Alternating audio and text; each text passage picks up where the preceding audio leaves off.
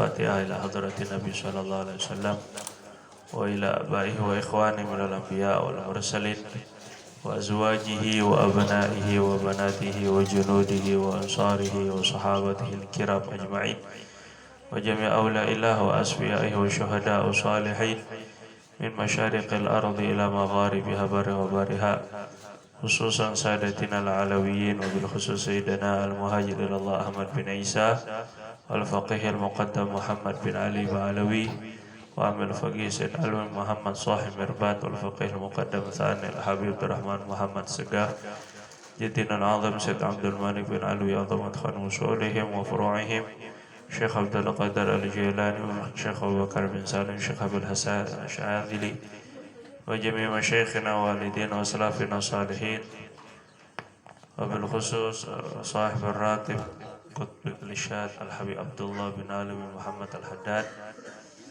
بنية أن الله يعلي درجاتهم في الجنة ويكثر مثوباتهم ويضاعف حسناتهم ويحفظنا بجاههم وينفعنا بهم ويعين علينا وأولادنا وأزواجنا وطلابنا وإخوتنا والمسلمين من بركاتهم وأسرارهم وأنوارهم وعلومهم ونفحاتهم في الدين والدنيا والآخرة ويشرنا في زمرتهم يوم القيامة وبنة أن الله يشفي مرضانا وأمراضنا الظاهرة والباطنة ومرضى المسلمين ويرحم موتانا وموتى المسلمين خصوصا جدتنا أسماء بنت صديق ويجعل قبورهم رياض الجنان ويكرمهم بالجنة والأبرار وبنة أن الله يستجيب دعواتنا ويسهل أمورنا أمور والدينا ومشايخنا أمور مساجدنا ومعاهدنا ومؤسساتنا ومصلياتنا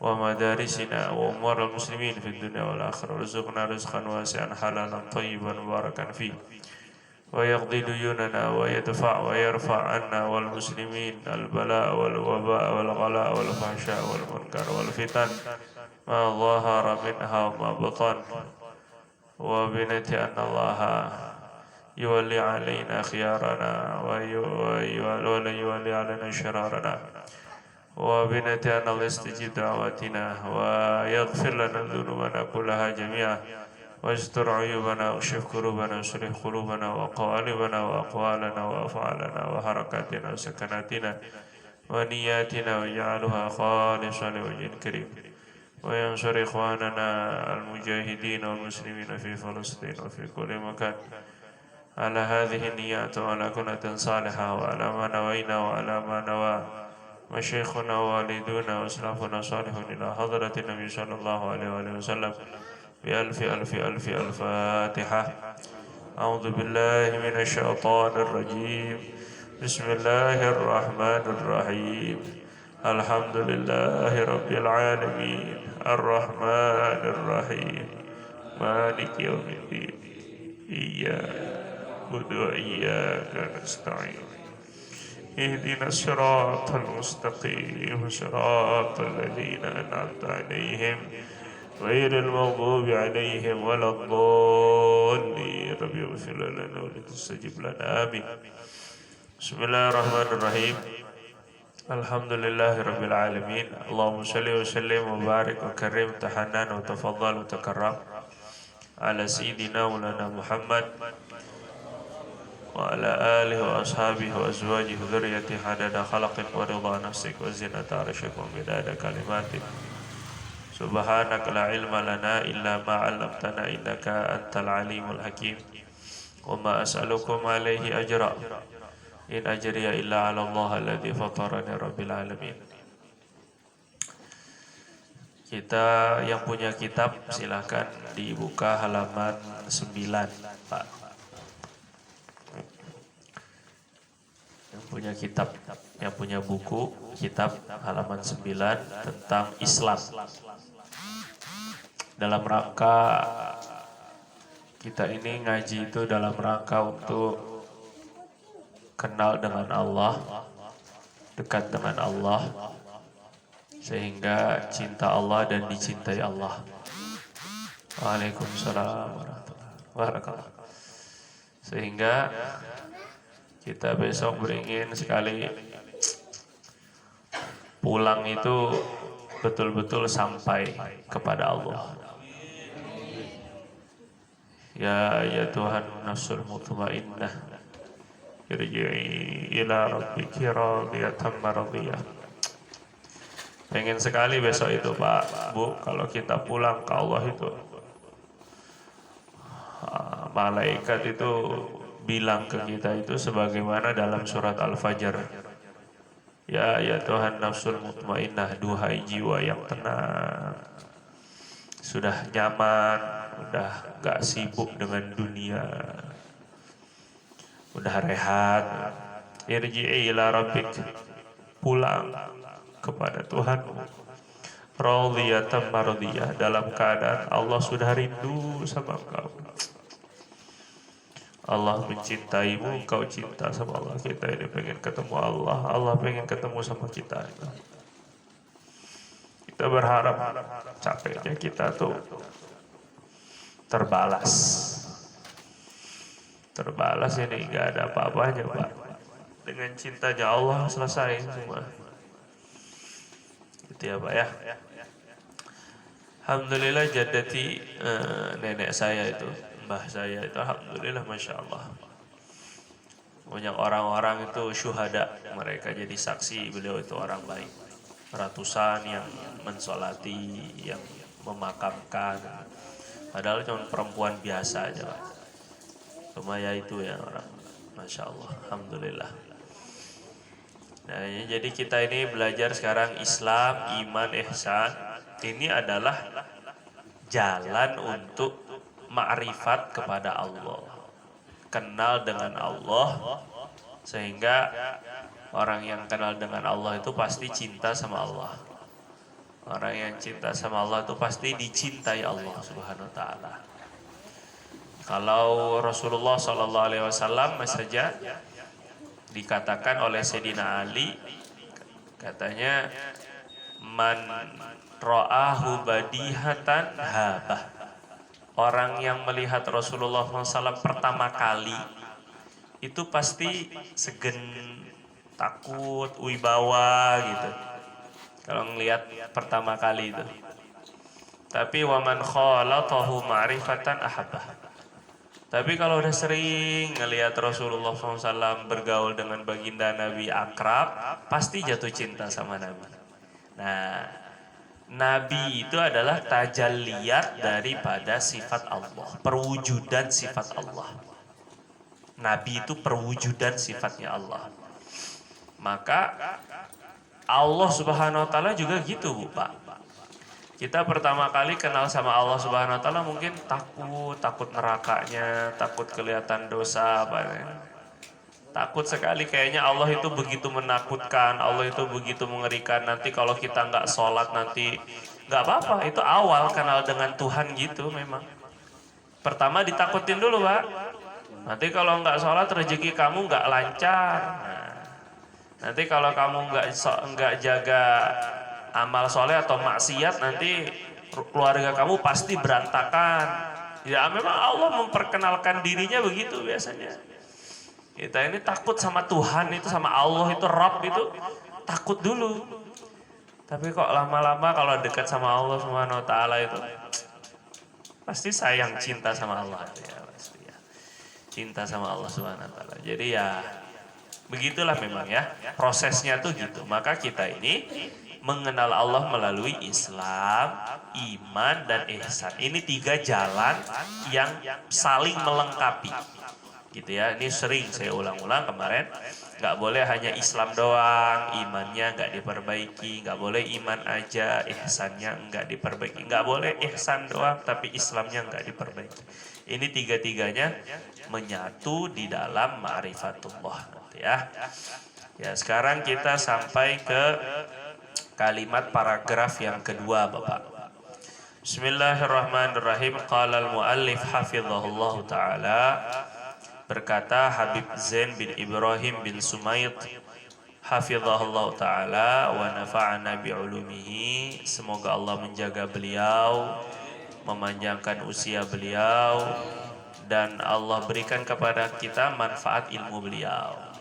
Suatu saat semoga bisa ketemu beliau. Saya pernah ketemu beliau waktu masih kecil sekali dulu, masih SMP kalau nggak salah itu, waktu beliau ke Indonesia. Nah, sekarang beliau udah nggak jarang keluar rumah, udah tua sekali. Bismillahirrahmanirrahim. Wa arkanul islami khamsatun. Dan rukun-rukun Islam itu 5. Nah, Pancasila itu sebenarnya ngikutin rukun Islam, Pak.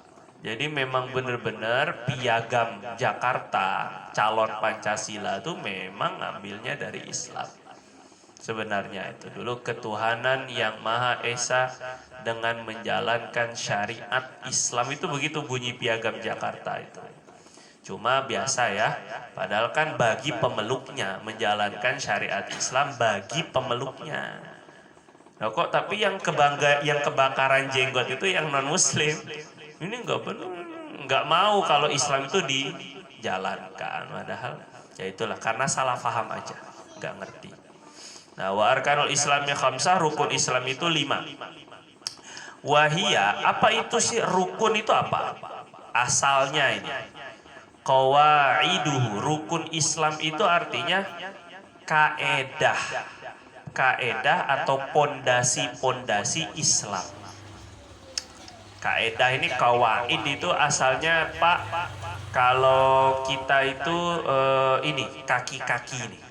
Kalau bahasa ya, cara bahasa ya, kawaid, kaedah itu apa sih? Kaedah itu kalau di bahasa Indonesia kaedah itu rumus, patokan, prinsip. Tapi kalau secara bahasa Arab, kawaid itu artinya kaki-kaki, pasak-pasak. Makanya Maulana Zakaria Al-Ansari, Maulana Zakaria Al-Kandahlawi itu dalam kitab Fadhailul A'mal menggambarkan rukun Islam itu seperti kemah. Ada 4 pasak, 1 pasak paling tinggi di tengah. Bapak kalau bikin kemah ya begitu kan ya, tengah itu tinggi kan. Nah, samping-sampingnya itu ada 4 pasak. Kalau pasak yang samping-samping copot, itu kemahnya masih tegak. Yang penting tiang yang tengah masih tegak, gitu ya. Copot samping, kemahnya masih ada gak? Masih. Tapi siap-siap goyah, karena nggak ada pasaknya. Begitu pula orang Islam. Kalau dia nggak sholat, selama dia masih mengucap syahadat, masih Islam. Tiangnya yang tengah tuh tiang yang tengah tuh adalah syahadat. Selama dia kuat syahadatnya, nggak berubah, nggak luntur, nggak ngilangin, nggak mengingkari, maka dia masih dianggap Islam. Nggak sholat, copot pasaknya. Nggak bayar zakat, copot pasaknya. Nggak puasa, nggak haji, padahal mampu, copot pasaknya. Tapi siap-siap ini. Tiangnya yang tengah sekuat apa dia tiang yang tengah itu. Nah ini gambaran qawaid itu. Arkan itu ruknun tuh artinya adalah, rukun tuh artinya secara bahasa artinya tiang. Rukun. Jadi rukun Islam tuh tiang-tiangnya Islam. Makanya sholat itu disebut as-sholatu imaduddin. Sholat itu tiangnya agama gitu. Padahal bukan hanya sholat tiang agama ya, sholat ya tiang agama juga. Tapi paling khusus tuh itu ya. Terus qawaidu wama ini kayaknya ada yang keliru ini. Wamani itu gak ada bahasa Arabnya ya. Ma'anihu wa ma'anihi atau mahiyah itu bukan na tapi ha kalau mau juga.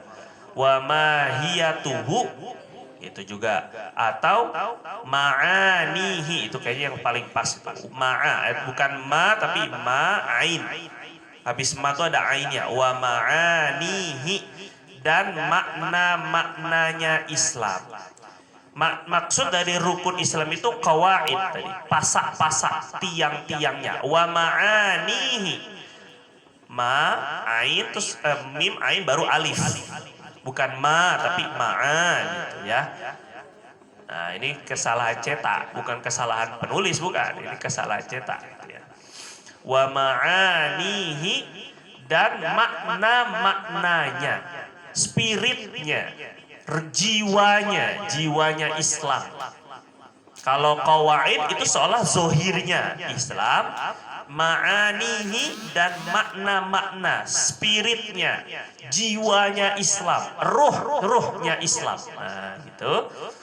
Al-madhkuratu yang disebutkan fi qaulihi sallallahu alaihi wasallam, di dalam hadis Nabi sallallahu alaihi wasallam. Nah, ini bahasanya Nabi ini.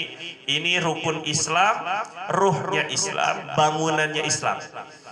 Bunyal Islamu, Islam dibangun, dibina ala khamsin, atas 5 tiang, 5 perkara, 5 pilar.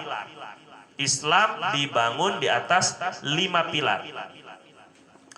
Pertama, syahadati alla ilaha illallah wa anna muhammadar rasulullah.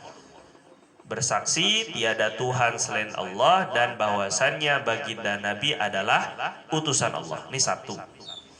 Yang kedua, wa iqamis sholat, menegakkan sholat. Yang ketiga, wa itaiz zakat, membayar zakat. Yang keempat, wa shaumi Ramadan, puasa Ramadan. Yang kelima, wa hajjil baiti, dan pergi haji ke Baitullah. Nah, ini jangan sampai nggak hafal Bapak anak-anaknya. Mau pakai tepuk-tepukan boleh, mau pakai nyanyi-nyanyian boleh, mau pakai tebak-tebakan boleh. Pokoknya gimana rukun Islam ini nancep ke cucu kita, ke anak kita. Penting ini. Nah, waja'alna muslimaini laka wa min dzurriyyatina. Setelah bangun Ka'bah, Nabi Ibrahim itu ngedoa habis ngebangun Ka'bah. Doanya itu, biar dijadikan saya, Rabbana ja'alna muslimaini laka, ya Allah jadikan saya dengan Ismail ini, anak saya ini, Islam. Mintanya tuh biar keturunan saya Allah Islam. Kita kan jarang ya Pak. Kita seringnya minta keturunan itu soleh. Tapi kan kuncinya tuh di Islam Pak. Nggak mungkin dibilang soleh kalau nggak Islam. Saking takutnya itu Nabi Ibrahim. Padahal Nabi Pak, kita kan yakin ya seolah-olah anak kita, cucu kita tuh pasti Islam. Padahal belum tentu kan. Na'udzubillah min dzalik. Saya pernah dengar cerita dari Ustadz Hussein. Ustadz Hussein ini Kiai Hussein sekarang ya, karena punya pondok di Cibubur namanya Al Khalifah. Nah, ini apa namanya, Kiai anak beliau. Itu beliau cerita waktu makan bareng dulu itu, waktu beliau itu pernah khuruj, pernah apa namanya keluar, pernah dakwah gitu ya, ke Sulawesi Pak. Nah, ketika itu ada keluarga Habib, beliau nggak sebut namanya, marganya juga nggak disebut lah ya. Pokoknya ada keluarga Habib Pak. Entah apalah famnya atau nama marganya itu kan.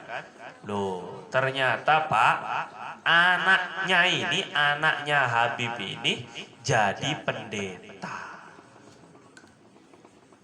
Bapak boleh bayangin nggak itu kayak apa itu? Sampai akhirnya bapaknya itu meninggal karena terlalu mangkel, terlalu kesel sama anaknya. Kecewa berat. Bukan hanya jadi Kristen Pak, maafin ya, tapi jadi pendeta. Artinya secara realita ya, ada kemungkinan iman itu dicabut bahkan dari seorang Habib. Nah, adapun wafatnya kita nggak tahu nantinya. Mungkin bisa jadi Allah kasih taubat, kan itu bisa saja ya. Cuma tetap nggak aman tuh masalahnya. Makanya para anak-anak kiai, anak ustadz, anak-anak habaib, ini nggak boleh merasa aman kalau imannya itu nggak bakal dicabut Allah. Lah wong Nabi Ibrahim aja berdoa agar anaknya ini jadi Islam. Muslimaini laka wa min dzurriyyatina, keturunan kami Allah tolong jadikan Islam semua. Sampai doa dalam Quran itu wajnubni wa baniya an na'budal asnam. Doanya Nabi Ibrahim ini Bu, Pak. Ya Allah, jauhkan saya dan keturunan saya, jangan sampai kami menyembah berhala. Tuh coba ini, yang ngedoa Nabi, ngedoain keturunnya biar gak nyembah berhala. Kan ini luar biasa ini. Saking risaunya imannya dan Islamnya keturunannya. Nah makanya hati-hati kita ini ya, jangan merasa aman, keturunan kita itu akan terus Islam. Tapi naudzubillah jangan sampai ini, makanya harus benar-benar doa sama Allah Subhanahu Wa Taala ini. Putus pokoknya Pak, kalau udah keturunannya ada yang non muslim, murtad, naudzubillah, dan murtad adalah seburuk-buruknya tipe kekafiran. Nah ini ya, kalau ada orang kafir itu Kristen, Yahudi, yang sekarang ini macam-macam Zionisnya macam-macam itu. Kemudian ada juga yang Hindu, ada Buddha, Konghucu, ateis. Yang paling buruk dari semua jenis orang-orang kafir, murtad. Itu udah paling buruk. Murtadnya mau jadi apa aja terserah. Mau murtad itu dari Islam jadi gak beragama, dari Islam jadi Kristen, Islam jadi Hindu. Pokoknya murtad itu seburuk-buruk kekufuran. Itu syarru anwa'il kufur, itu murtad. Nah makanya ini penting, ini minta sama Allah Subhanahu Wa Taala biar Allah tetapkan iman kita kepada diri kita, keturunan kita, keluarga kita semuanya. Waduh, ini hati-hati Pak ya.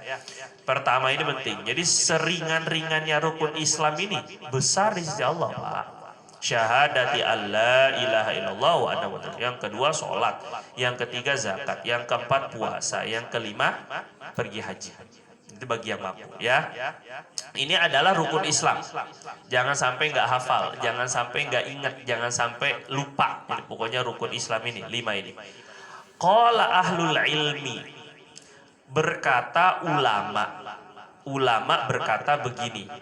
Inna hadhil arkanal khamsata, sesungguhnya rukun yang 5 ini, pilar Islam yang 5 ini, murtabitotun ba'duha bi ba'din, berkaitan satu dengan yang lain, saling berkaitan satu dengan yang lain. La yuqbalu min, tidak diterima dari, la yuqbalu, tidak diterima dari, amilin, seseorang yang beramal, tidak diterima dari seseorang yang beramal. Dia sholat saja, dia zakat saja gitu ya, dia puasa saja, ini berarti ya tidak diterima amalannya. Al-amalu, amalannya, biba'diha, dengan sebahagian yang lain, salah satunya saja, mengamalkan salah satunya saja, misalnya syahadat doang, sholat doang misalnya, atau puasa doang.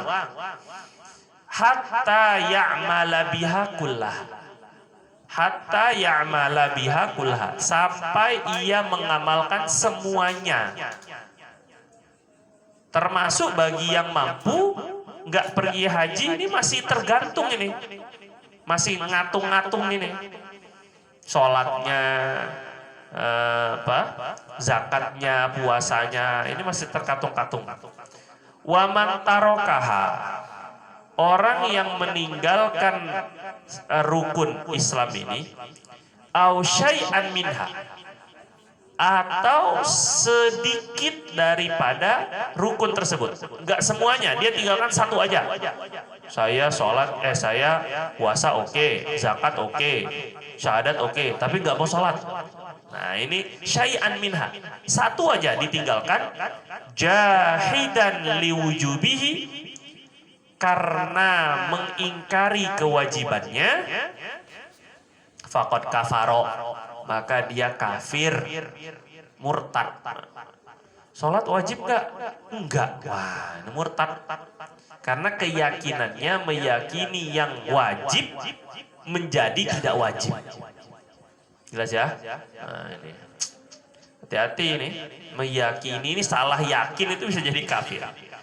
Nah, waman taroka, orang yang meninggalkan ghaira syahadataini, selain dua kalimat syahadat, min ghairi juhudin, tanpa pengingkaran. Pokoknya selain syahadat ya, berarti ninggalin sholat saja atau puasa, zakat, haji, tapi dia nggak mengingkari. Pak, sholat wajib nggak? Wajib. Kenapa nggak sholat? Ya males aja. Nah, misalnya begitu ya. Atau belum datang hidayah, macam-macam lah alasan. Fahuwa fasikun. Maka orang ini disebut fasik. Fasik itu ya jahat. Bahasanya itu ya, fasik itu kekejian, kejahatan, orang keji, orang jahat. Naqisul Islam, kurang Islamnya. Walaupun dihukumi Islam, tapi kurang Islamnya. Ini dia, Masya Allah. Nah itu dulu, situ di titik ya. Jadi kita punya dua ini Pak. Punya kesimpulan ya sekarang nih. Kata ulama, lima ini saling berkaitan. Mengerjakan sebahagian dengan meninggalkan sebahagian yang lain tanpa ada uzur ya, maka nggak diterima. Ini satu kesimpulan yang pertama. Rukun Islam itu saling mengikat. Sama aja kayak Pancasila misalnya. Saya maunya cuma kesatuan Republik Indonesia aja. Persatuan Republik Indonesia. Rukun keberapa tuh Pak? Nggak apa lagi namanya. Bukan orang Indonesia Bapak ini. Orang Konoha lagi. Ya, jadi ini yang ketiga. Ini kan. Terus dia nggak mau keadilan sosial. Nggak mungkin. Berarti dia belum Pancasilais. Hari ini tuh harus pakai Pancasila. Karena kalau ujung-ujung Pancasila dia rukun iman. Sama aja sebenarnya kan. Terus akhirnya kalau sebagian makanya begini Pak, wabil khusus ya. Kan begini ya. Ini aneh. Haji itu diwajibkannya seumur hidup sekali. Naik ke zakat. Zakat itu setahun sekali. Itu pun bagi yang mampu. Naik ke yang lebih penting itu puasa. Puasa itu hampir kebanyakan, lebih banyak yang mampu puasa daripada yang mampu zakat. Ya, tapi setahun sekali juga. Sholat 5 kali sehari. Makin penting dia makin sering. Nah, yang lebih penting dari sholat itu syahadat. Ini setiap nafas mestinya, tapi bukan lafaznya. Makna syahadatnya harus setiap nafas, nggak boleh lepas walaupun satu nafas. Kalau ada satu nafas meyakini bahwa ada Tuhan selain Allah, ada yang mengatur selain Allah, ada yang menentukan selain Allah, luntur la ilaha illallahnya. Ini masalahnya kita ini. Jadi semakin penting rukun Islam itu semakin sering. Nah, yang paling sering itu, yang paling penting kan syahadat. Mestinya syahadat paling sering. Bukan ucapannya, tapi maknanya. Paham ya Pak ya, kira-kira ya? Nah, ini penting ini. Nah, terus kesimpulan yang pertama tadi itu. Makanya ada riwayat Sayyidina Abdullah bin Abbas radhiyallahu anhuma, ini sahabat Nabi, ahli tafsir. Kata Sayyidina Abdullah bin Abbas, ada 3 perkara, 3 pasangan yang kalau ditinggalkan pasangannya tidak diterima pasangan lainnya. Ada 3 perkara yang kalau ditinggalkan sebahagian pasangannya nggak diterima. Nah, 3 pasangan itu yang pertama taat kepada Allah dan Rasul. Itu pertama. Hanya taat kepada Allah aja, tapi nggak taat sama Rasul. Hanya mau nerima Quran, tapi ingkaru sunnah. Sunnah itu diingkari. Nggak ada itu, hadis itu kan buatan ulama.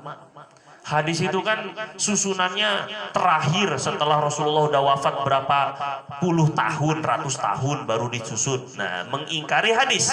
Ini berarti taat kepada Allah. Kalau Quran ya kami terima, tapi kalau hadis enggak. Nah, ini enggak diterima taat kepada Allahnya. Satu.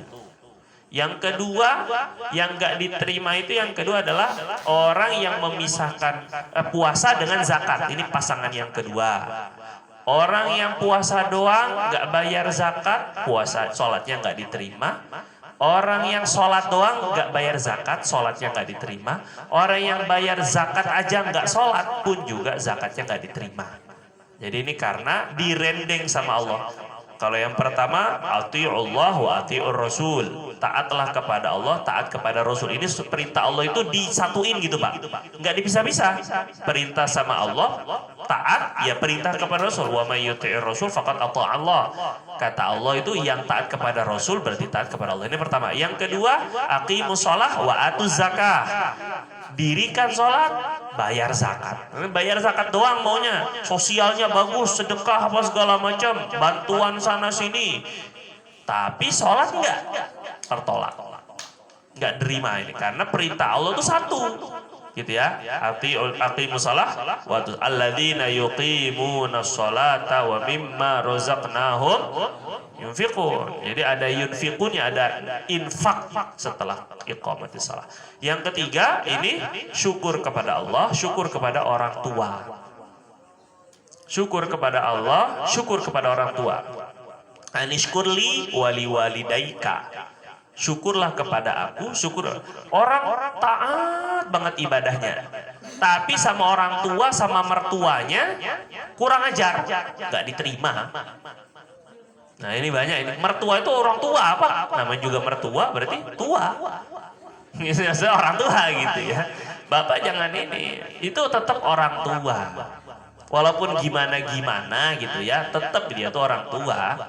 Tetap gitu ya. Walaupun nggak suka, ya itu tetap orang tua gitu loh. Mertua itu tetap orang tua ya.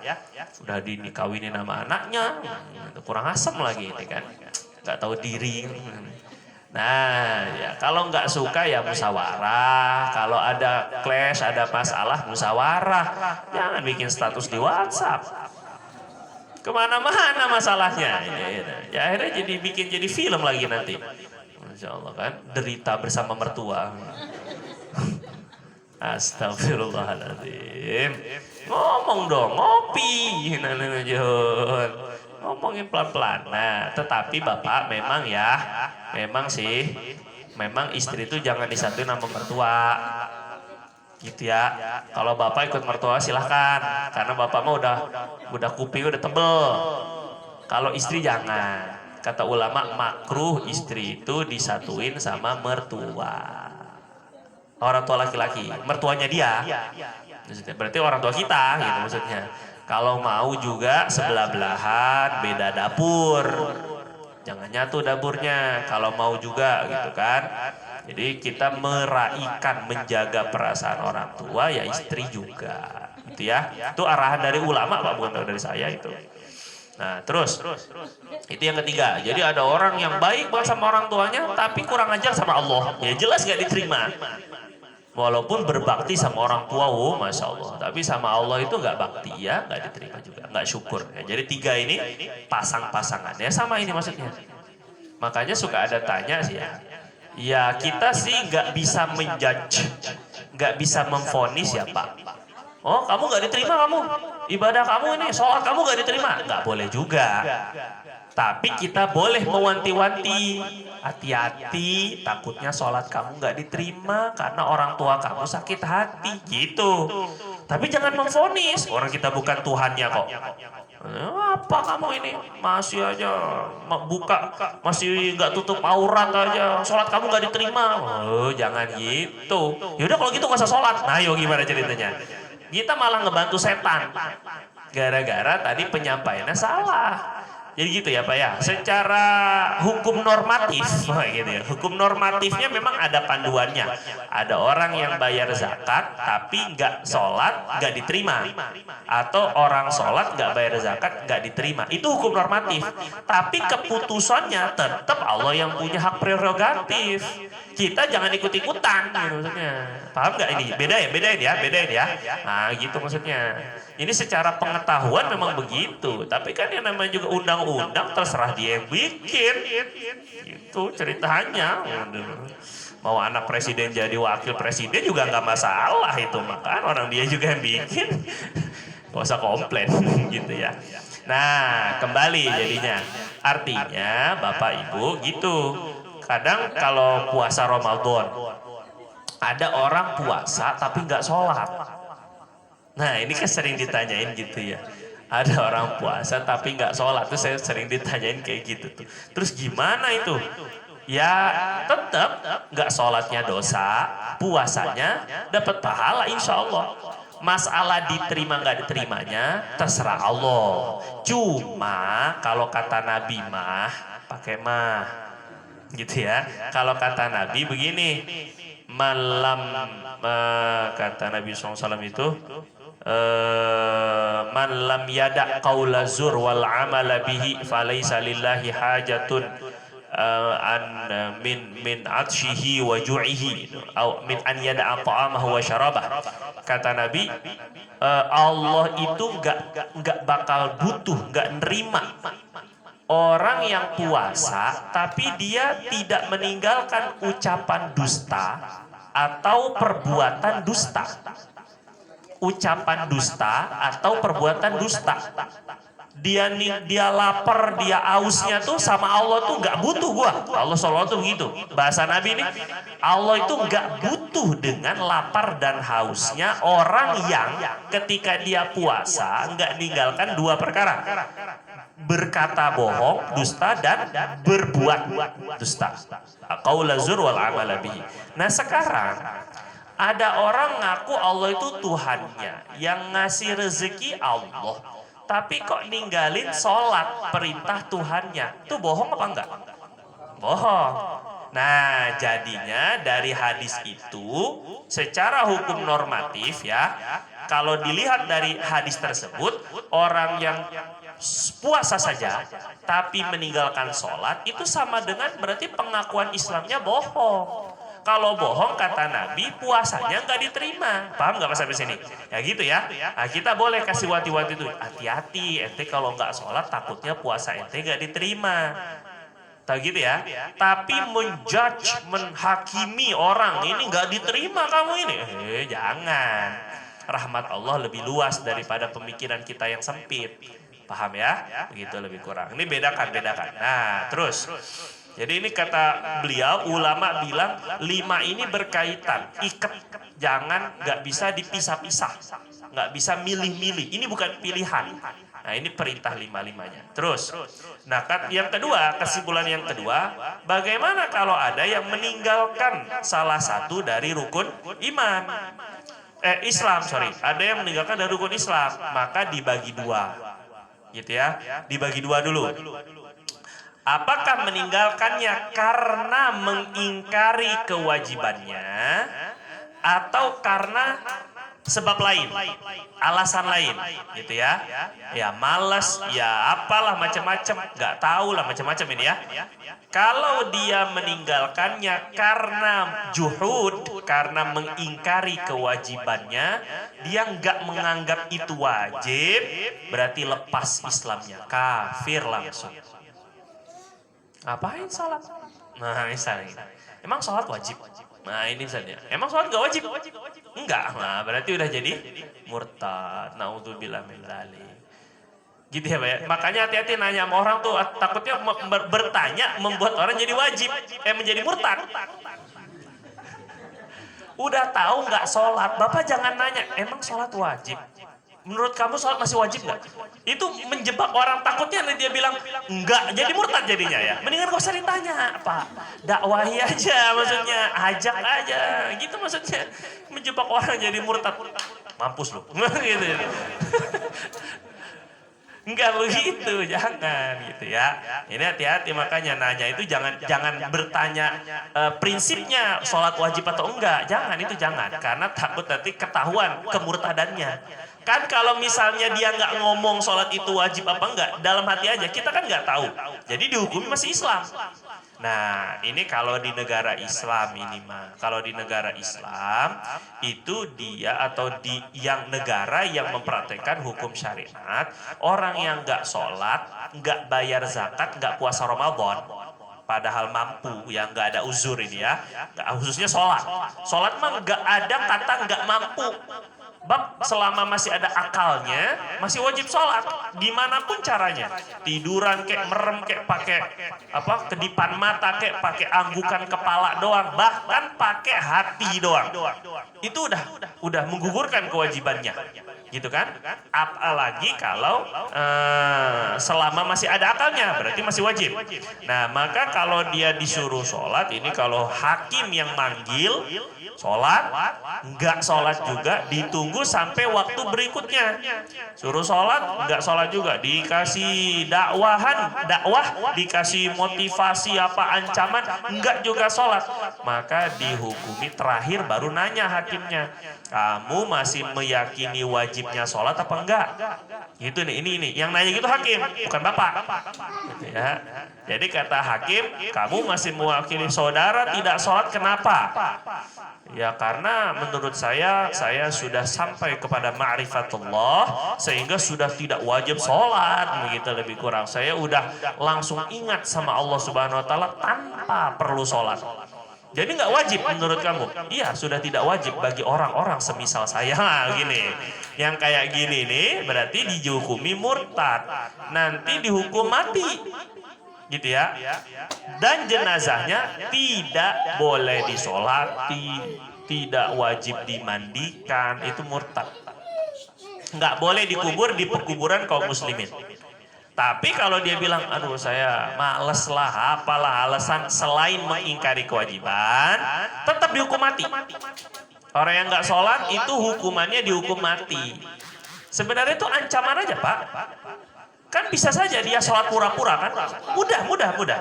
Yang penting sholat gak lu? Sholat ya udah nggak jadi kan? Gitu aja yang penting. Yang penting dia masuk surga, itu aja yang penting. Jangan ngelihat gini, hukum Islam itu kejam sekali itu, tidak manusiawi itu. Memang kita bukan manusiawi sih, kita mah ilahi. Hukum Islam itu bukan manusiawi kan, maksudnya itu kan sesuai dengan apa yang dimaui manusia gitu kan. Kita bukan, kita mah ilahi, samawi kita ini, bukan manusiawi kita. Hukum-hukum Islam maksudnya. Jadi nggak konteksnya nggak begitu. Kita melihatnya orang nggak sholat itu kata Nabi satu sholat yang ditinggalkan 80 tahun neraka, satu harinya 1000 tahun. 80 tahun neraka bukan 80 tahun dunia nih ya. Satu harinya 1000. Berkali aja tuh berapa ratus ribu, itu satu sholat. Daripada masuk neraka, lebih baik diancam dibunuh. Ancaman aja sebenarnya. Soalnya dia sholat. Ya sudah kan nggak jadi dibunuh kan. Yang penting dia sholat. Nah itu kalau ngelihatnya iman dengan mata kacamata iman, nggak ada istilah kejam lah, hukum Islam itu nggak toleransi lah. Nah, ini hanya kepada orang Islam. Orang Kristen nggak sholat emang kita nggak suruh. Emang kita nggak bakal ganggu mereka, jadi tenang aja begitu ya.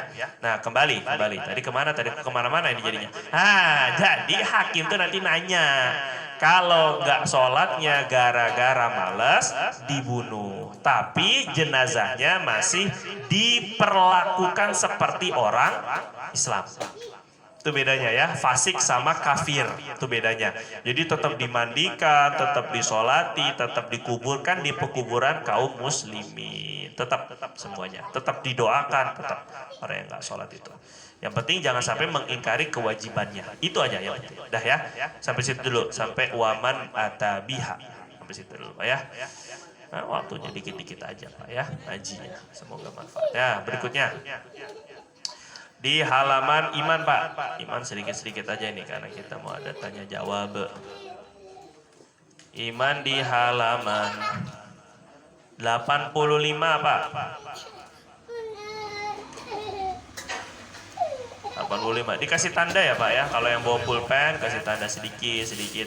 Kalau orang dulu ini mah itu dikasih tanda, dikasih tanggal, dikasih tanda tangan. Ini buat pamer aja sih ke cucu. Niatnya udah salah sih sebenarnya. Tong lihat tuh tong ngaji tong tahun 2023 gitu. Sekarang udah 2033 misalnya, 2053 misalnya.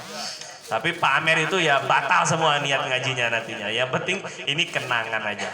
Cuman kalau dulu saya tuh diajari sama senior, sama abang kelas saya di Azan itu, kalau nanda itu pakai sholawat. Kalau nandai itu salawat wa sallallahu ala sayyidina Muhammad wa ala alihi wasallam. Kalau mau lengkap ya minimal wa sallallahu ala sayyidina Muhammad atau Allahumma shalli ala Muhammad. Karena ada hadis, walaupun itu hadisnya nggak kuat ya, orang yang menulis sholawat, selama sholawatnya itu masih ada di kertas itu, malaikat akan senantiasa beristighfar untuknya. Enak kali ini kan, untung saya banyak nulis sholawat. Gitu lah lebih kurang. Fotokopi, ini nggak nulis namanya fotokopi itu, minum kopi, fotokopi. Gitu ya, yang penting nulis. Ya kalau nggak sholawat pun nggak apa-apa, itu cuma anjuran aja. Terus berikutnya Pak, iman, halaman 85.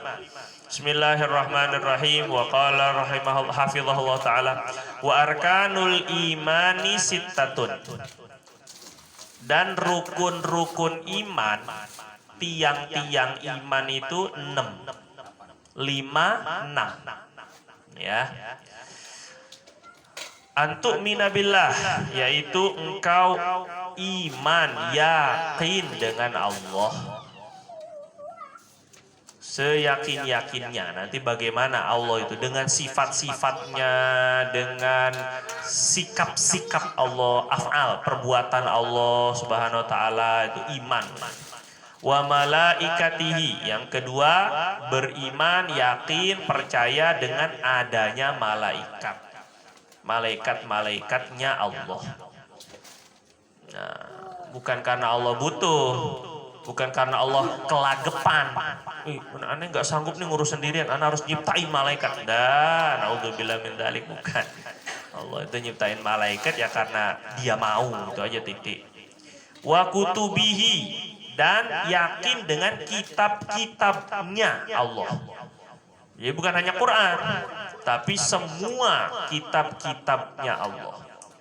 Ya, Zabur, Taurat, Injil, suhuf, lembaran-lembaran, suhufi Ibrahim wa Musa. Itu suhuf itu juga wajib diimani pokoknya. Itu ya. Cuma ya zaman sekarang ya sudah nggak otentik, udah nggak asli, itu aja.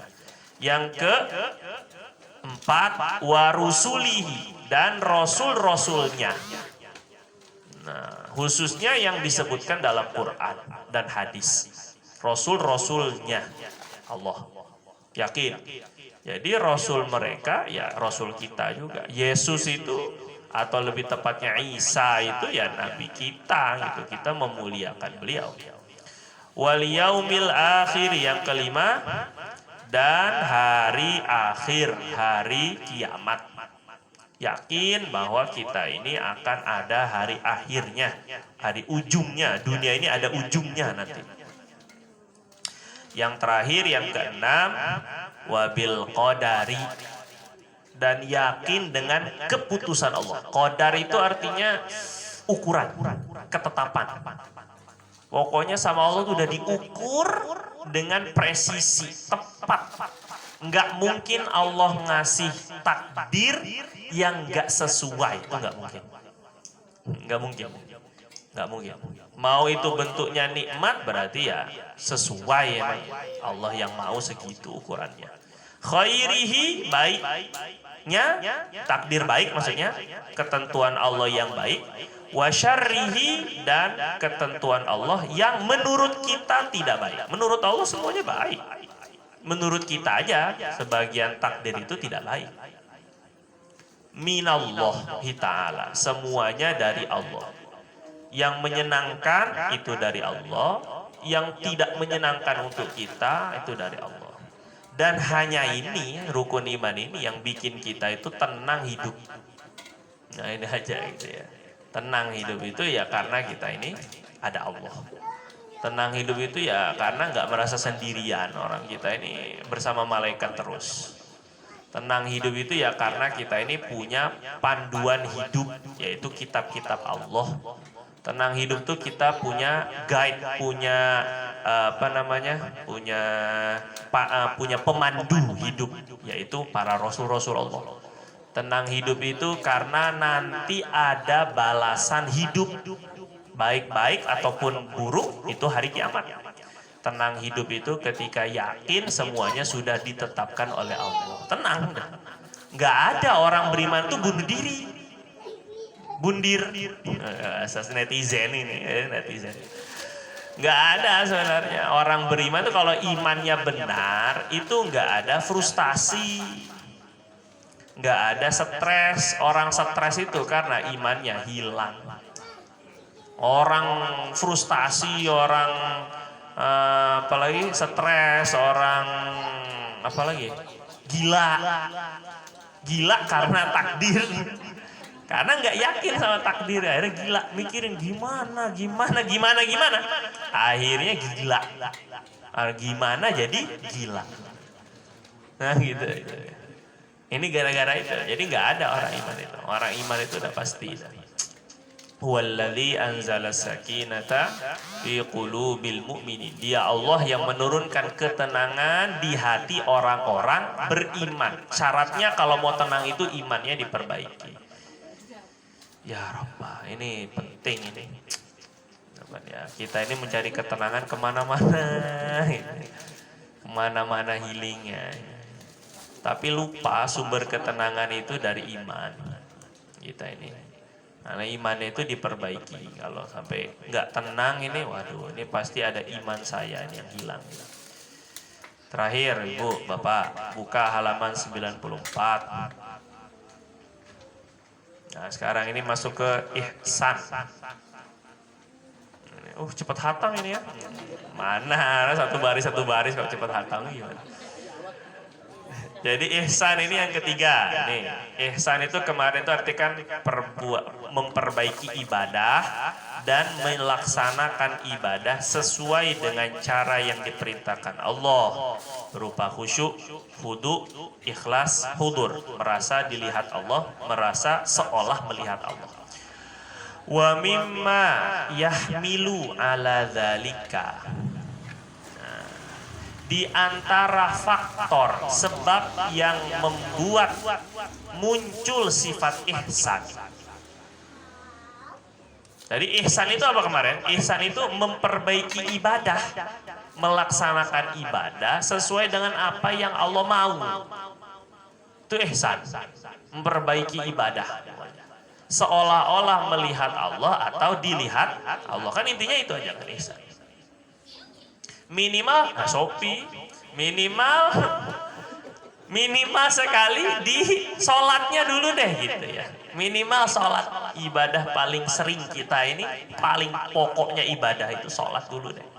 Nah, apa yang bisa membuat khusyuk, ketenangan, ketundukan hati, hudu, ketundukan fisik, ikhlas, berharap hanya balasan dari Allah, hudur, merasa menghadirkan keagungan Allah. Nah ini yang membuat bisa ihsan itu apa? Nah ini diantaranya wa mimma yahmilu ala dzalik, dan diantara faktor sebab yang membuat adanya sifat ihsan itu istihdaru jalalillah, menghadirkan jalalillah, keagungan Allah.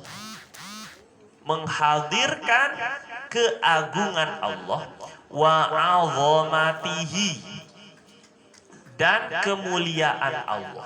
Menghadirkan kebesaran Allah dan keagungan Allah, atau keagungan Allah dan kemuliaan Allah. Menghadirkan keagungan Allah. Lah, ndak bisa Pak tiba-tiba ini muncul keagungan Allah kalau enggak kenal lewat iman itu. Kembali berarti. Nggak bisa kenal agung gini Pak. Bapak mengagungkan bos karena Bapak tahu itu bos Bapak. Pemimpin kita, terus kita agungkan ya karena kita kenal. Tapi dia di mata orang yang nggak kenal, apa diagungkan? Ya enggak. Biasa aja kan, karena nggak kenal. Kata orang-orang yang kenal dengan artis, itu artis itu. yang nggak kenal siapa gitu kan, nggak ada pengagungannya. Orang nggak ada takzim, jalal, ijlal itu nggak ada kalau nggak ma'rifat, kalau nggak kenal dulu. Nah begitu ini. Maka untuk menghadirkan jalalillah wa azamatihi, keagungan Allah dan kemuliaan Allah, maka lihat semampu apa Allah Subhanahu wa taala mengatur hidup kita. Coba lihat gimana Allah itu mengatur tumbuhnya rambut, mana yang panjang, mana yang segitu-gitu aja, mengatur bagaimana pertumbuhan tulang, mana yang tambah tinggi, mana ini tulang juga nih, gigi itu tulang Pak. Coba kalau bertumbuhnya sama kayak badan kita ini kan, nggak kayak apa coba, ini nggak bisa mingkem kan. Ini contohnya. Semampu itu bagaimana kita tidur itu tetap organ itu tetap jalan itu. Itu tafakur menghadirkan ma'rifah.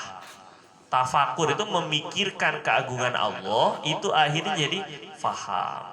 Apalagi kalau semakin banyak membicarakan kebesaran Allah.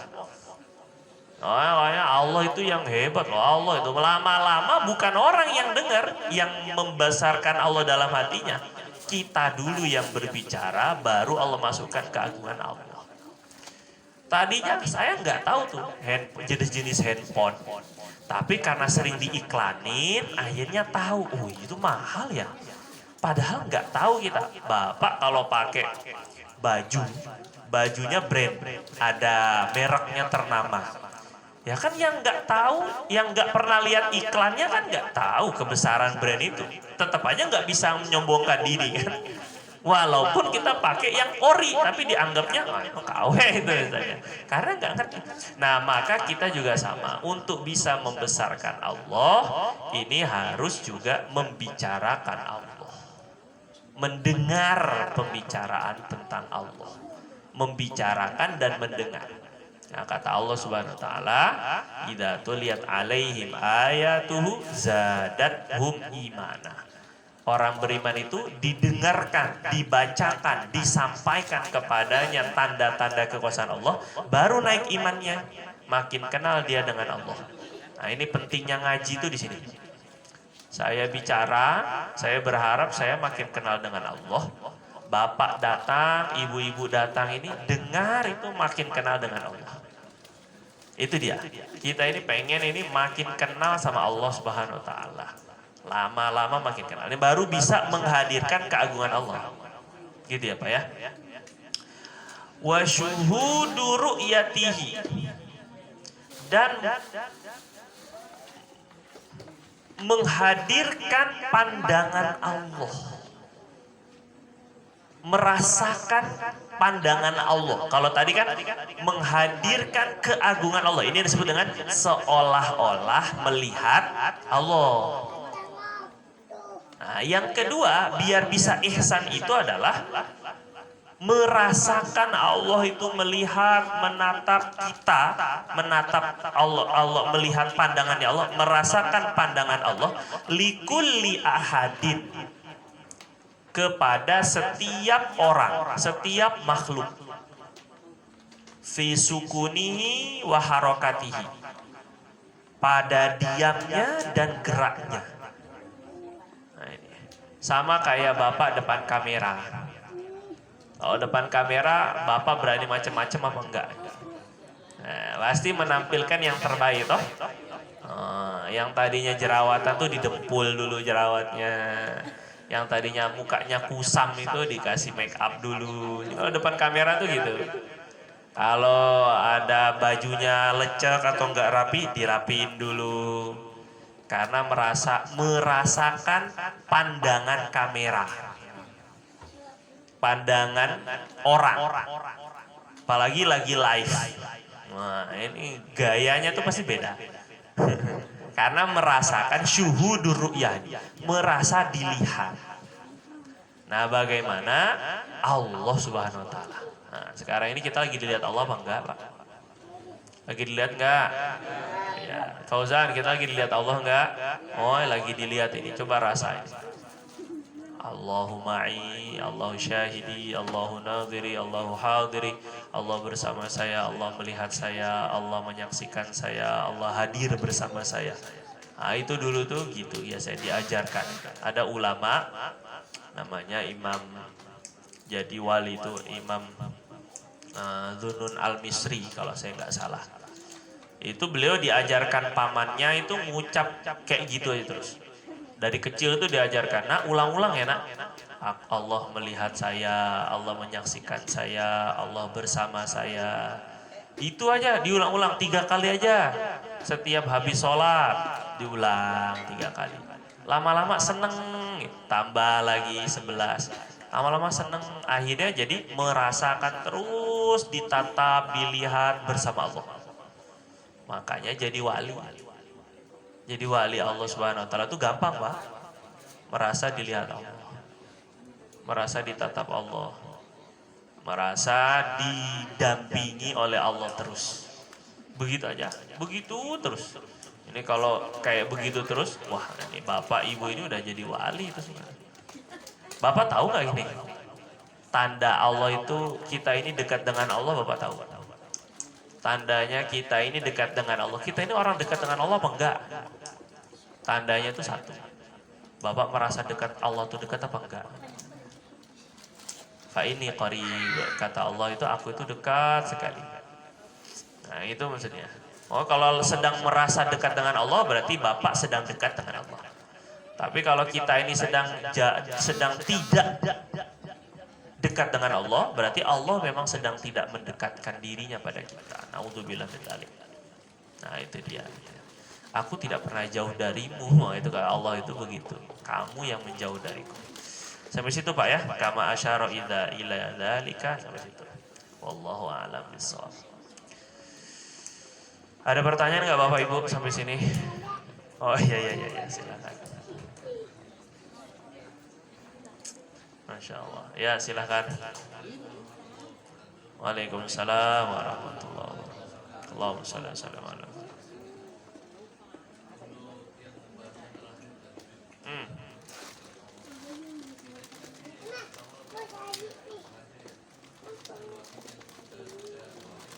Dikasih.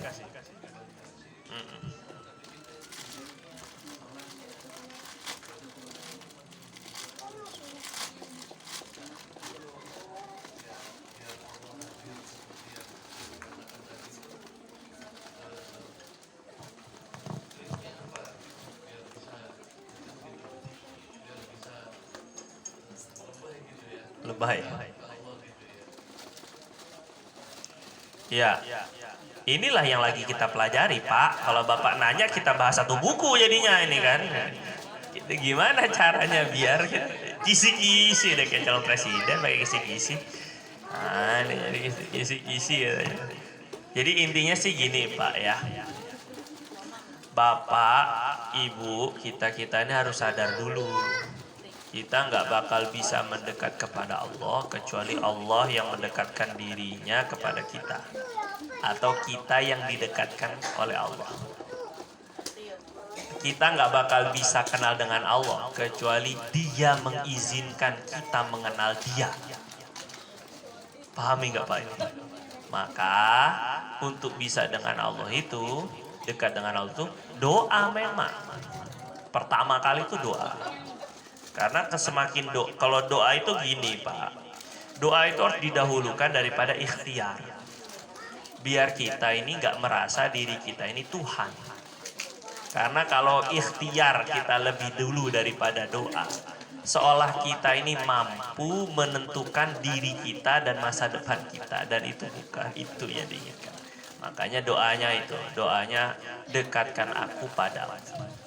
Jangan jauhkan aku darimu, jangan halangi diriku darimu. Gitulah lebih kurang. Pakai bahasa Indonesia boleh. Pokoknya Allah lihat apa yang ada dalam hati kita. Allah itu lihat. Itu yang pertama. Yang kedua, untuk orang-orang seperti kita ini ya, minimal Pak, minimal menghadirkan keagungan Allah itu minimal dulu ketika sholat. Minimal dulu, itu dulu, ini kunci. Kalau belum bisa di keseharian ketika di WC merasa dilihat Allah, di dapur merasa dilihat Allah, sedang bersama Allah. Kalau belum bisa seperti itu pun minimal di kunci-kunci sholat. Ya sholat itu semuanya. Nah kalau nggak bisa di seluruh sholat, ini kata ulama ini. Nggak bisa, belum bisa seluruh sholat itu menghadirkan Allah minimal sekali pada 3 ucapan. Satu ketika iya karena abudu wa iya karena nasta'in, hanya kepadamu, nah itu hadirkan. Yang kedua ketika inni wajjahtu wajhiya lilladzi fataras samawati, ya Allah saya hadapkan diri saya ini yang lemah, yang bodoh, yang banyak dosa di hadapan Allah Engkau yang menciptakan langit dan bumi. Hadirkan Allah ini di 2 ini. Yang ketiga ketika assalamu alaika ayyuhan nabiyyu, ketika di hadapan Nabi warahmatullahi wabarakatuh, tasyahud. Minimal 3 ini. Kalau nggak bisa sepenuh sholat minimal 3 ini. Tapi biasanya gini, kalau nggak bisa, kalau 3 ini akan lepas kalau dari awal itu nggak diancar-ancar. Nah, perjuangan kita itu merasa seolah melihat Allah atau dilihat Allah itu memang kayak gitu, Pak. Hijab kita ini masih banyak. Makanya kembali namanya inabah. Jadi ada 2 di dalam tasawuf itu ada taubah, ada aubah, ada inabah. Kebalik, ada taubah, ada inabah, ada aubah. Kalau taubah itu dari dosa, kembalinya dari dosa, taubat lagi, dosa, taubat lagi. Ini baru taubah, ini makom taubah. Itu paling dasarnya makom tasawuf itu taubat dulu. Ngaku-ngaku tasawufan tapi kok nggak taubat, nggak bisa kebuka pintu selanjutnya, nggak bisa. Selanjutnya itu lebih daripada taubat, namanya inabah. Nah, inabah ini adalah mengembalikan hati, kembalinya hati dari sesuatu yang mubah kepada yang taat. Makan itu tadinya kan mubah. Main handphone itu tadinya taubah. Mubah aja, halal kan? Bukan maksiat, bukan. Mubah aja. Tapi kembali lagi ke Allah, kembali taat lagi, zikir lagi, sholawat lagi, baca Quran lagi, salat lagi, ngaji lagi gitu. Ini inabah namanya. Terus yang paling tinggi ini aubah. Aubah itu kembalinya diri dari selain Allah kepada Allah. Setiap lupa sama Allah, balik lagi. Setiap merasa sedang tidak dilihat Allah, ingat, hadirkan lagi keagungan Allah. Begitu terus. Ini yang namanya aubah. Makanya Nabi Ibrahim itu disebutnya awwab. Nabi Daud itu sebutnya awwab. Awwab itu artinya yang bukan bertaubat dari dosa, bertaubat dari selain Allah. Pokoknya hatinya putus saja dari Allah, taubat. Taubatnya itu disebut dengan aubah. Bukan taubat dari dosa, bukan. Beda, bukan kayak kita. Kita ini masih taubah aja udah alhamdulillah kita ini. Gitu ya. Itu dulu maksudnya. Itu contohnya. Nah, terus gimana? Ya, paling mudah yang kedua ini, pertama tadi doa. Yang paling mudah yang kedua itu adalah dekat sama orang-orang, teman-teman, sahabat-sahabat yang mengingatkan kita terus ke Allah. Itu paling mudah itu. Paling mudah. Kata Nabi itu Nabi pernah ditanya, ya Nabi ayu jolasa ina khair. Nabi, teman kami seperti apa yang pantas untuk kami jadikan teman? Julasa, teman nongkrongkan kami itu kayak gimana sih yang paling bagus itu? Kata Nabi, man dzakarakum billahi ru'yatan. Yang kalau ngelihatnya aja ingat sama Allah. Kalau ngelihatnya aja yang diingat itu pasti agama, yang diingat itu akhirat. Yang diingat itu ada ulama namanya Imam Muhammad bin Sirin, Pak. Pergi ke pasar aja, orang pasar langsung zikiran. Pergi ke pasar doang, Allah. Ngeliat mukanya tuh udah Allah. Nah begitulah lebih kurang. Nah ini yang kayak gini lah. Ya minimal ngeliat, jenggotnya, pecinya, begamisnya. Itu juga udah ngingetin kita ke Allah. Udah alhamdulillah ada itu. Makanya koko, sarungan, pecian ini penting. Bukan nggak penting. Yang penting hatinya bro. Tunggu dulu. Ente pertama ngelihat teman itu hatinya apa ngelihat fisiknya? Nah, maksudnya kan. Yang pertama kali kelihatan sama orang tuh apanya? Fisiknya. Sedangkan Nabi bilang teman yang terbaik itu yang kalau kamu lihat kepadanya mengingatkan Allah. Kira-kira misalnya nih Pak, kalau saya pakai baju kaos kutang, Bapak langsung ingat sama Allah apa enggak ketika ngelihat saya? Contoh aja ini, beda hanya kalau saya pakai gamis. Bapak langsung ingatnya ke agama, itu minimal sekali. Makanya kata Syekh Atiyah Soker, ini waktu ditanya tentang tasbih itu gimana? Itu kan ikutin Buddha, Hindu kan, Buddha kan, itu kan pakai ini kan segede Allahim, gede banget itu kan, tasbihnya lebih gede daripada kita lagi kan, Buddha culai itu. Ini mantan Buddha culai loh. Astagfirullah. Nah, jadi kata Syekh Atiyah Soker begini, zaman sekarang justru malah sebaliknya. Kalau kamu lihat tasbih, apa yang kamu ingat? Apa Buddha? Enggak, zikir pasti. Nah, makanya ini keistimewaannya tasbih itu. Mengingatkan kepada Allah tanpa berbicara. Itu maksudnya. Nah, jadi kalau Bapak orang tasbihan, gitu ya. Bapak kelihatan orang megang tasbih. Apa Bapak ingat utang melihatnya? Kan enggak kan? Tapi ingatnya zikir kan? Nah, itu maksudnya. Jadi ada yang memang gitu. Itu satu. Yang kedua, manzadakum fi wazadakum fi ilmihi mantiku. Orang yang kalau ngomong itu nambah ilmu. Yang ketiga, wadzakarakum bil akhirati amalu. Orang yang amalannya, sikapnya itu mengingatkan kalian kepada akhirat.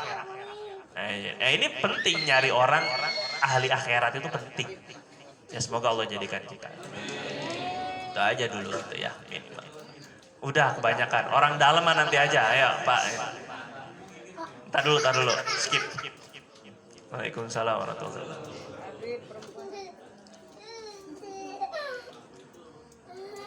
Ya. Iya.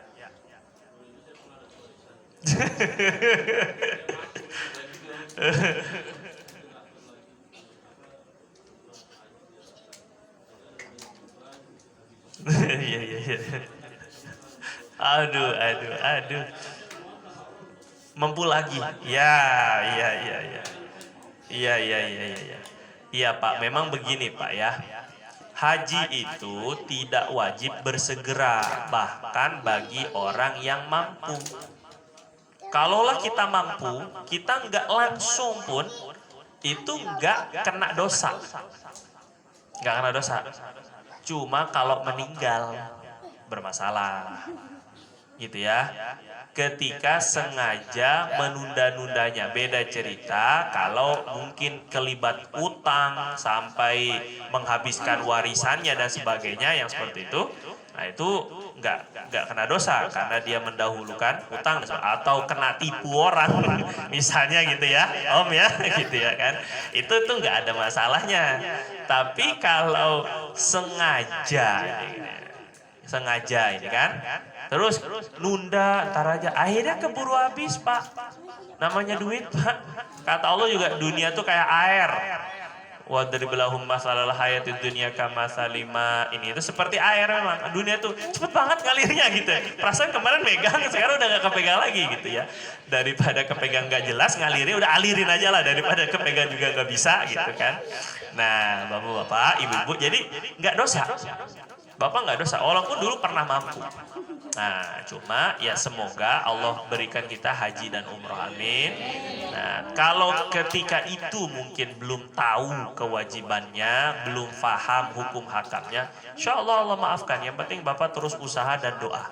Doa dan usaha, kebalik. Doa dan usaha untuk bisa haji dan umroh.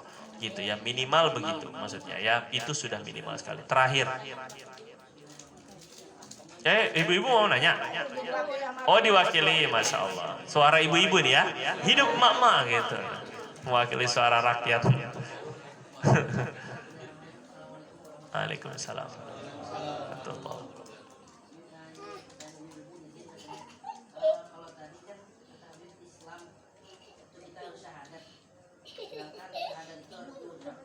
Betul. Betul. Iya. Ini juga sebahagian ada yang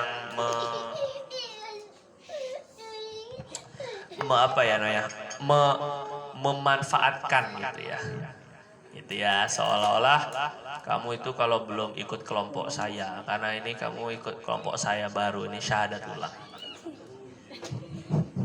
Biasanya ini ada gitu, dimanfaatkan. Karena sebelumnya kan kamu nggak pernah mengucap syahadat. Oh, gitulah lebih kurang ya.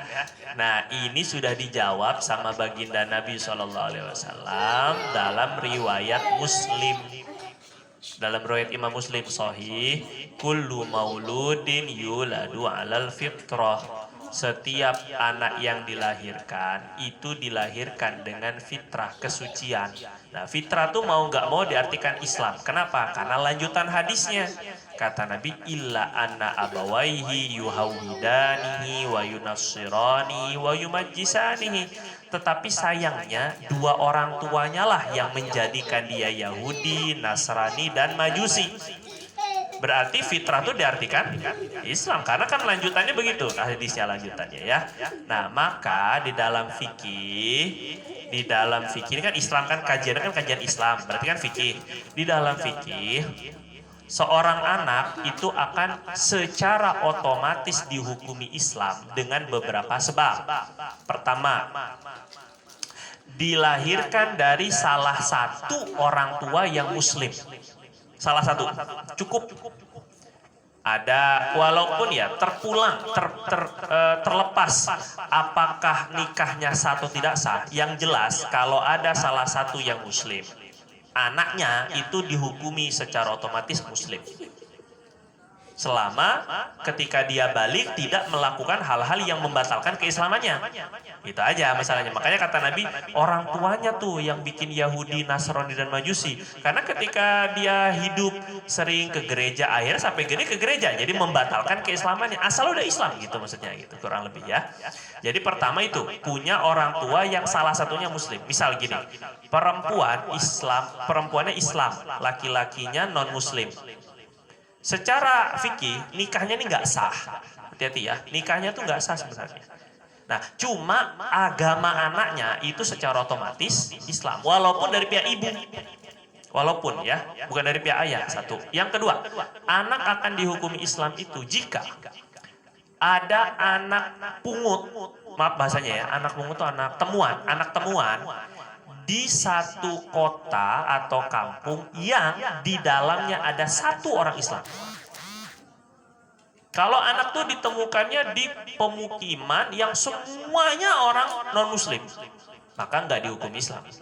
Tapi kalau di kampung yang di dalamnya tuh ada orang muslim dewasa, baligh ya, maka dia anak pungut ini dihukumi Islam langsung. Dan orang muslim ini wajib merawat. Gak boleh dia. Kalau dibiarkan nanti ada orang kafir yang ngambil, ya jadi kafir nanti anak itu. Gak boleh itu. Itu ya. Itu yang kedua. Yang ketiga adalah anak yang ditawan oleh tentara Islam. Nah, ketika dia belum balik, kan gini ya, kalau dalam Islam itu ada fikih jihad ya. Jihad itu ada fikihnya. Nah, setelah perang intinya ini antara kaum muslimin dengan kafir gitu ya. Nah, anak dan perempuan itu jadi hamba sahaya kepada yang menang. Ini udah peraturan perang dunia sebelum adanya Islam pun begitu semuanya. Jadi bukan Islam itu memperbudak manusia, bukan. Ini Islam itu mengesahkan peraturan undang-undang perang yang ada di dunia dari dulu, yaitu yang menang dia akan menjadikan hamba sahaya kepada yang kalah. Gitu ya, itu dari dulu, jangan salah paham. Nah, makanya Islam membongkar perbudakan manusia itu dengan cara memotivasi. Ayo, yang pernah batal puasa karena jima, cara bayar dosanya merdekain hamba. Yang pernah punya sumpah terus kemudian melanggar sumpahnya, bebasin hamba. Jadi banyak di dalam Islam itu yang cara membersihkan dosa dengan cara melepaskan hamba. Nah, kembali yang ketiga ini misalnya gini, ada tentara muslim dengan tentara kafir. Menang tentara muslim, maka yang anak-anak dan perempuan jadi hamba sahaya. Ketika ditangkap jadi hamba sahaya. Anaknya yang ditawan itu secara otomatis dihukumi Islam. Ya, kecuali kalau dia memilih untuk tidak muslim. Jadi 3 ini asbab dalam fikih yang mau jadi. Maka Bapak Ibu nggak perlu syahadat ulang. Ibu karena Ibu baru masuk majelis, jadi silakan Ibu syahadat ya. Loh, berarti sekarang selama ini saya belum ya kan biasanya begitu ya. Jadi nggak ada disuruh syahadat ulang tuh nggak ada itu ya. Apalagi merasa seolah-olah di luar kelompoknya itu nggak sah Islamnya. Itu udah tanda-tanda kelompok sesat namanya itu. Hati-hati Bu ya, bawa yang kayak gitu. Wallahu a'lam bishawab. Subhanakallahumma bihamdika asyhadu an la ilaha illa anta nastaghfiruka wa natubu ilaik. Lebih kurang saya mohon maaf. Assalamualaikum warahmatullahi wabarakatuh.